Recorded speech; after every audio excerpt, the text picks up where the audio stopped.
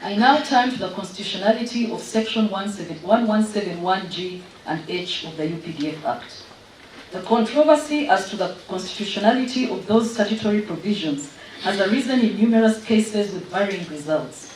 It now falls to this court, under the present appeal, to pronounce itself with finality on the matter. The fundamental question is whether the parameters that are encapsulated in Section 117, 1G and H amount to exceptional circumstances that would justify the trial of civilians in military courts.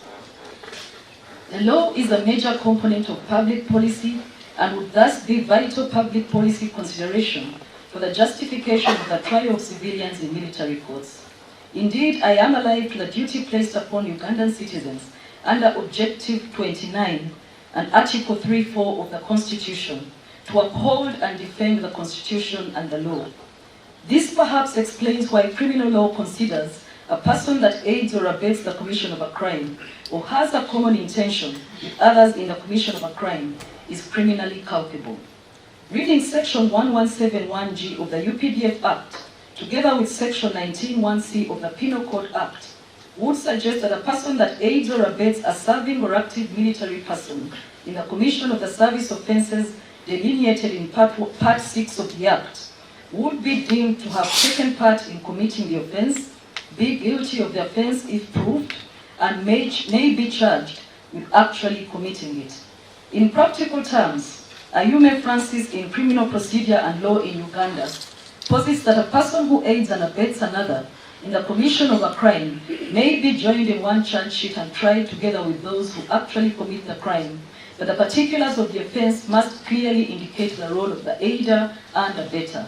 I take the view, therefore, that criminal culpability by way of aiding and abetting the commission of a service offence is sufficient justification for the subjection of a civilian to military law. I respectfully do not abide the view that such trials should not axiomatically ensue in the civilian courts. In my view, the fact that the principal offender is a person in active military service and charged with a purely service offence warrants the recourse to military courts as opposed to civil courts for the trial of both the principal offenders and their accomplices. Furthermore, the intricate nature of service offences encapsulated in Part 6 of the UPDF Act would be better suited for trial before military courts rather than civil courts. I would, however, abide the exemption posited in Oxford Dictionary of Law that, and I quote, when a member of the armed forces is charged with conduct committed in that is an offence under both service law and the ordinary criminal law, the trial must, in certain serious cases, e.g. treason, murder, manslaughter, and rape, be held by the ordinary criminal courts and is in fact usually held by them in other cases. Close quotes.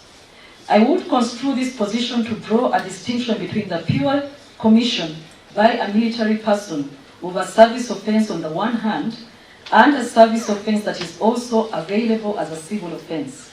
In addition, though seemingly restricted to capital offences, I would extend it to non-capital offences that accrue as both service offences and civil offences. In my view, therefore, the general rule ought to be that military service offences are only triable in military courts and civil offences are only triable in civil courts, save for two exceptions: the trial by field courts-martial of military persons that commit civil offences during field operations, and the trial of service offences by civil courts, where such offences do also exist on the ordinary criminal law statute books. I would therefore uphold the majority in the Constitutional Court that civilians that aid and abet military persons in the commission of a service offence do by their actions subject themselves to military law under Section 117(1)(g) of the Act. Section 1171H, on the other hand, subjects to military law any person found in unlawful possession of arms, ammunition, equipment, ordinarily being the monopoly of the defense forces or other classified stores. I find no definition in the Act as would guide a reasonable member of the public as to what type of military equipment is the monopoly of the UPDF, let alone what would amount to classified stores, so as to avoid the prohibited conduct. Article 28.12 of the Constitution considers a criminal offense that is not adequately defined to undermine the right to a fair trial and thus prohibits convictions arising from vague and ambiguous criminal offenses. The need for a precise definition of an offense is associated with a principle of legality that translates into the constitutional principle of void for vagueness. The void for vagueness doctrine essentially requires that a penal statute define the criminal offense with sufficient definiteness that ordinary people can understand what conduct is prohibited and in a manner that does not encourage arbitrary and discriminatory enforcement. Thus, legislative provisions that have not been defined with sufficient conciseness have invariably been adjudged to be void on account of their vagueness. On that premise, therefore, I am unable to endorse the constitutionality of Section 117(1)H of the Constitution. In the result, I find that service offences as defined in Section 1, as well as the provisions of Section 177 of the UPDF Act, are not at cross purposes with either the legislative mandate of Parliament or the objective of the UPDF under Article 210A of the Constitution. Nor in any case are they inconsistent with Articles 28(1) and 44C of the Constitution. I do additionally find that the provisions of Section 117(1)G of the UPDF Act do constitute exceptional circumstances under which the subjection of civilian offenders to military courts would be justified. To that extent, that statutory provision is not inconsistent with the Constitution. I, however, find Section 117(1)H of the Act to be void for vagueness and therefore inconsistent with Article 28(12) of the Constitution. I would accordingly resolve ground 1 of the appeal in the affirmative, but respectfully find no merit in either ground 4 of the appeal or the cross appeal. I now turn to grounds 2 and 3 of the appeal. The right to a fair trial is anchored in the principle of judicial independence, which in the Ugandan Constitution is articulated in Article 128.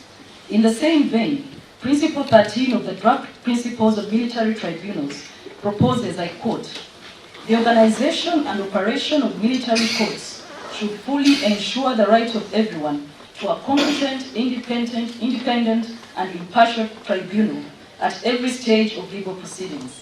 The persons selected to perform the functions of judges in military courts must display integrity and competence and show proof of the necessary legal training and qualifications, and military judges should have a status guaranteeing their independence and impartiality, in particular vis-à-vis the military hierarchy." Close quote. The UN Human Rights Committee additionally enjoins states to take all necessary measures to ensure that such trials take place under conditions which genuinely afford the full guarantees as stipulated in Article 14. The African Commission of Human and People's Rights has similarly adopted the stance that military tribunals must be subject to the same requirements of fairness, openness, and justice, independence, and due process as any other process. Thus, in the Constitutional Rights Project versus Nigeria, it decided that a tribunal comprised of one judge and members of the armed forces could not be considered impartial because regardless of the character of the individual members of such tribunals, its composition alone creates the appearance, if not of impartiality and bias. Close quotes. The General Court Martial of Uganda was established under Section 195 of the UPDF Act. It is composed of 7 members, all of whom are appointed by the High Command for a period of 1 year, subject to reappointment by the same appointing authority.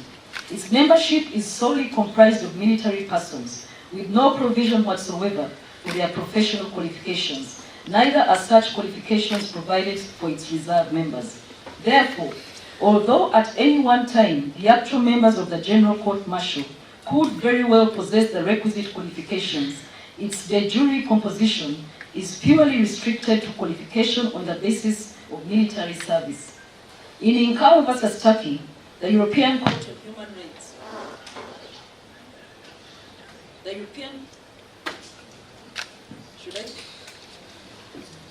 European Court on Human Rights highlighted the specific factors that would be taken into account in determining the impartiality and independence of military judges.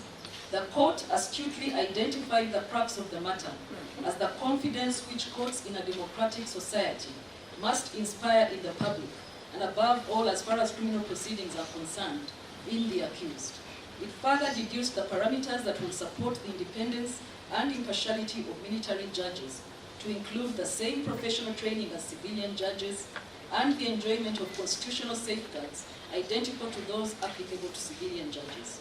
It additionally expresses concern about military judges being servicemen who still belong to the army, which in turn takes its orders from the executive. And they remain subject to military discipline, and the appointment of these officers is made by army structures for a short renewable term.